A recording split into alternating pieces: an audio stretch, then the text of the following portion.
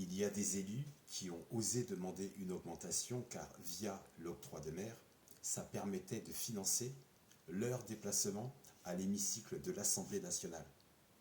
Et oui, certains élus, certains députés ne se mélangent pas au peuple. Et pour eux, l'avion privé, ça devient primordial. Et ils ne se soucient pas du tout de leur empreinte carbone. Octroi de mer pour protéger la production locale, c'est comme croire au Père Noël. Si des élus se sont manifestés pour faire barrage à la suppression de l'octroi de mer, c'est parce qu'il y a des raisons qui ne sont pas et qui ne vont pas en faveur des Réunionnais. Ma vidéo mettait l'accent sur la situation de la Réunion. Maintenant, quand tu dis qu'il s'agit d'un système généralisé qui s'apparente au département d'outre-mer et que de la Réunion, j'en faisais un cas particulier, ça démontre que tu n'as pas entendu ou que tu n'as pas écouté ou tout simplement que tu n'as pas compris l'ensemble de mes propos. Donc, si c'est partout pareil sur l'ensemble des départements d'outre-mer, comme tu sembles vouloir le définir, on va aller dans ton sens. Exemple, de l'huile moteur. Tout le monde sait ce que c'est que de l'huile de moteur. Imagine, toi et moi, on a la même voiture, la même marque, la même gamme, le même modèle, la même année. Si tu vis au Nigeria et moi à Genève, toi et moi, nous n'utiliserons pas la même huile de moteur, même si nous avons la même voiture. Tu devras utiliser une huile de moteur qui résistera aux ultra hautes températures du Nigeria, et quant à moi, une huile de moteur qui résistera aux basses températures de Genève. L'octroi de mer, c'est pareil. Tu ne peux pas dire qu'elle est employée de la même façon sur tous les départements d'outre-mer.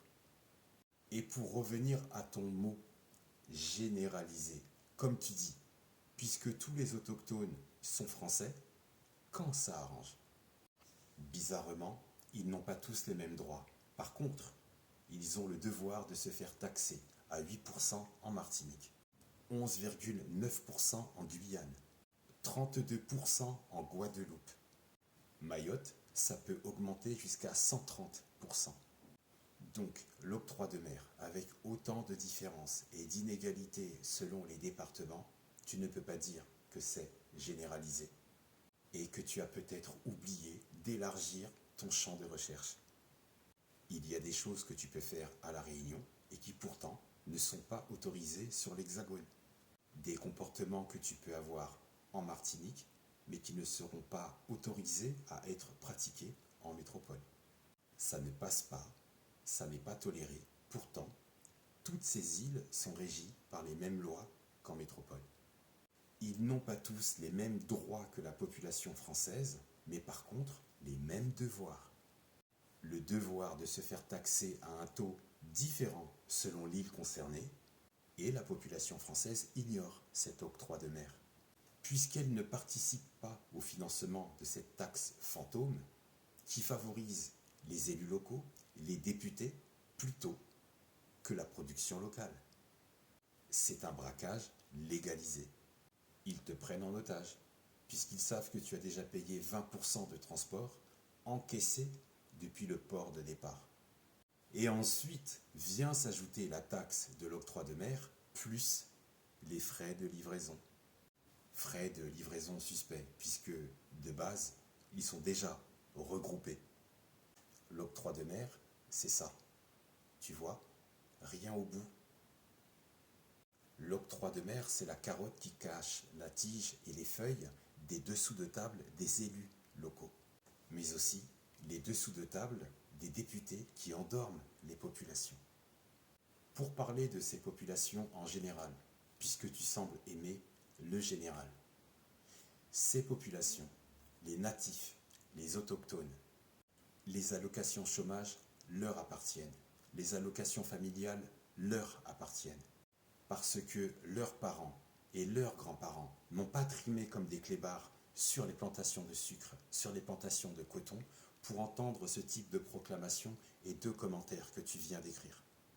On reproche souvent cette rhétorique à la con. Puisque vous désirez et souhaitez plus que tout votre émancipation, il serait logique que vous refusiez ces aides. C'est ce qu'on entend souvent en retour. Moi je dis qu'ils y ont droit, pas parce qu'ils sont français, mais parce qu'ils ont subi la contradiction et l'opposition de force depuis des lustres. Après l'abolition de l'esclavage en Guadeloupe, pour la deuxième fois, le 27 avril 1848, le gouvernement français, en 1849, donne une indemnité aux Békés, anciens propriétaires d'esclaves de l'empire colonial à La Réunion, Martinique, Guadeloupe, Sénégal et Madagascar, sur 2 zones qui sont Nosy-Bé et Sainte-Marie. On libère des esclaves, mais ce sont leurs bourreaux qui sont récompensés. Je te parle d'une scandaleuse indemnisation à ces propriétaires d'esclaves qui occupent toutes ces zones, toutes ces îles de force, et qui ont été dédommagés pour la perte de leur capital humain, les esclaves. 123 millions de francs versés à l'époque pour les indemniser. Parce que pour ces pauvres colons, l'abolition signifie libération de 250 000 esclaves. 250 000 esclaves qui ont trimé, qui en ont bavé, travaillé à vie, gratuitement. Dans les commentaires, je vois souvent, ces populations sont toujours en train de pleurer. Je reviens sur le fait qu'il ne faut pas inverser la situation, mais ce sont les colons, les premiers, qui se sont mis à chialer lors de l'abolition de l'esclavage. Quand il y a eu obligation de libérer 250 000 esclaves, ce sont les colons, les premiers, qui se sont mis à chialer. Ce sont les colons qui, encore une fois, se sont mis à chialer pour gratter au gouvernement français 123 millions de francs pour être dédommagés. Mais dédommagés de quoi? Pour avoir participé au commerce des Noirs? Pour avoir participé à la traite des Noirs? Dédommagés, récompensés pour le commerce d'êtres humains, le vol d'êtres humains, pour acheter, enchaîner, fouetter, encaquer, torturer, émasculer, abuser du corps d'êtres humains sans consentement et surtout par la force et l'alcool. Jeter à la mer le corps si besoin pour faire disparaître le corps du délit, récompensé pour des coopérations directes ou indirectes pour crimes contre l'humanité. Dédommagés parce qu'ils sont partis pleurer auprès du gouvernement français sous prétexte que la libération de 250 000 esclaves représenterait pour eux une énorme perte. Si on va dans cette logique, on en revient à si un adulte abuse du corps des autres sans consentement et avec violence, et si les victimes portent plainte, c'est l'auteur lui-même qu'on va dédommager. On va le dédommager sous prétexte qu'il ne pourra plus pratiquer parce que la loi l'interdit. On va le dédommager des victimes qui lui seront interdites de toucher ou d'agresser. Donc, toutes ces populations descendantes d'esclaves, en mémoire à leurs ancêtres, toutes ces aides leur appartiennent. Mais tristement, ces populations l'oublient, car ces aides sociales mises sous perfusion, c'est pour tenir et maintenir ces peuples dans l'ignorance. C'est une volonté de l'orienter vers une autre forme d'esclavage volontaire et choisi. Que la paix soit avec toi.